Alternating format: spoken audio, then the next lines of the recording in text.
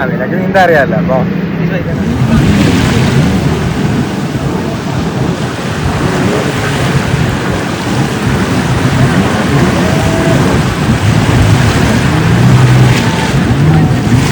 Hello, ഇതാണ് കേട്ടോ ഞാൻ ഭയങ്കര എക്സൈറ്റഡ് ആയിട്ട് വെയിറ്റ് ചെയ്തിരുന്ന ഒരു വാട്ടർ ആക്ടിവിറ്റി.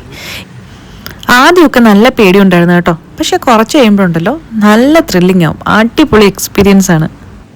ജെറ്റ് സ്കീയിങ് മാത്രമല്ല കേട്ടോ, ബനാന ബോട്ടും അതുപോലെ തന്നെ സിമിലർ ആയിട്ടുള്ള പല ആക്ടിവിറ്റീസും അവിടെ ഉണ്ടായിരുന്നു. ബട്ട് ഇത് കഴിഞ്ഞ് ഇറങ്ങിയപ്പോഴേക്കും ഞാൻ ആകെ ടയേർഡായി. ഫ്രണ്ട്സ് ഒക്കെ ആയിട്ടാണ് പോകുന്നതെങ്കിൽ എല്ലാവരും കൂടി എടുക്കുന്നതായിരിക്കും കുറച്ചുകൂടെ അഫോർഡബിൾ കേട്ടോ. നമ്മൾ ഇൻഡിവിജ്വലി എടുക്കുന്നതിനേക്കാൾ നമ്മൾ ഫ്രണ്ട്സ് എല്ലാവരും കൂടി ഒരു പർട്ടിക്കുലർ ടൈമിലേക്ക് എടുക്കുകയാണെങ്കിൽ നമുക്ക് കുറച്ചുകൂടെ അഫോർഡബിൾ ആയിട്ട് അത് എൻജോയ് ചെയ്യാൻ പറ്റും. നല്ല പൊരിഞ്ഞ വെയിലായിരുന്നു കേട്ടോ, അത് പറയാണ്ട് വയ്യ.